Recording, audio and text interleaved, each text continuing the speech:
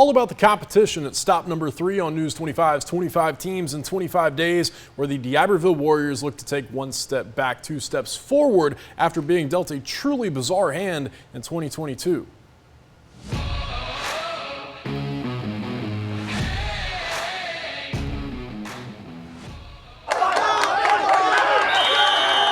Compete. Every day is a competition between us. We make each other better. I see those guys competing. Now I want to compete for them too. And now when I get out there, I want to fight for them. And they're going to fight for me. I know they're going to have my back too. Competition is everything. We want to make these kids as comfortable in confrontation and in competition as they possibly can be. So it's not unfamiliar to them when they get into a Friday night game. Best on best, mano a mano, you versus me. There's a method to the madness under second-year head coach Josh Ladner. Competition makes champions. You know, we put the hardest work in all states. Put the hardest work in, effort. When you come out, you always want to be the best player anywhere you are. So competing against each other, that just feeds our minds more to be better every day. What I look for is how do you handle losing, So like I had a kid out there just now that lost in the barrel race, and you could tell, man, he was ready to punch something. That's the kind of kids that you want on a Friday night. Not that we never want to accept losing. We never want to accept 4 and 7. We never want to accept mediocre. Our goal is to get there and stay there, and I want kids surrounding me that feel the same exact way. Safe to say that 4 and 7 record doesn't sit well with anyone in Diberville's locker room, especially on the back of a combined 3-year mark of 29 and 6, including a Region 4 Class 6A title in 2020. I personally myself look more towards the losses. I know it's probably not the best thing to do, but I definitely look more towards the losses for motivation, like against a team like a Biloxi or a Hancock. Like if we just would have beat those teams, just go 1 more point, stop them on the last drive, we'd be in the playoffs. We'd be having a whole different conversation. As it stands, Diberville's district mark of 3 and 4, not quite good enough to crack the postseason, despite ending the year with back-to-back wins over Harrison Central and St. Martin. But given the lemon situation of graduating 35 seniors and returning just 1 starter, the Warriors still made lemonade. Being that close with an inexperienced team, and this year we're way more experienced, I feel like we're going to shock a lot of people. I don't know that there's a harder working team, in the state or anywhere.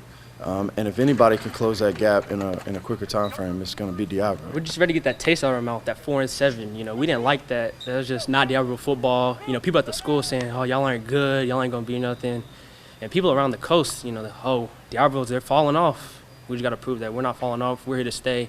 We got those district championships in the back, so we're here to prove why we deserve. In another strange twist of fate, last year's leading rusher Kevin Rogers is the only one of 14 seniors that played 9th grade football at Diberville. But this year, the Warriors returned 16 starters as well as new QB1 Connor Jones to operate the wing T. The defense anchored by leading tackler Malcolm Gowdy, Isaiah Ladner, and Marquise Washington, and it's a hungry bunch on that side of the ball after giving up 15 more points per game in 2022 than they did in 21. It was pretty annoying last year. Giving up all those points, I hated it. We all motivated about last year because, like you said, we did give up a lot of points, and that was embarrassing to us.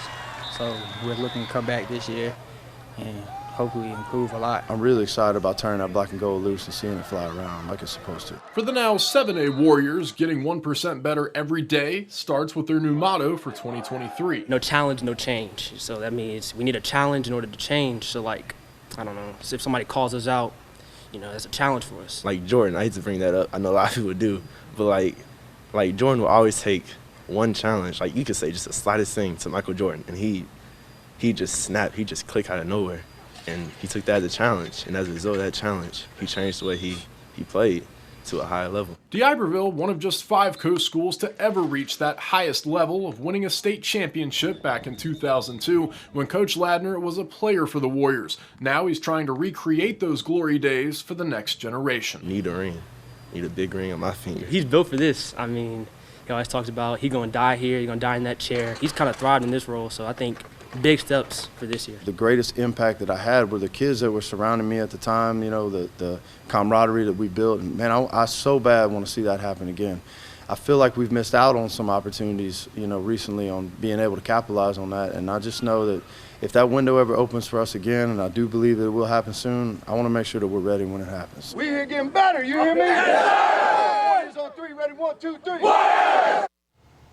Diberville kicks off the new campaign at home against Columbia on Friday, August 25th.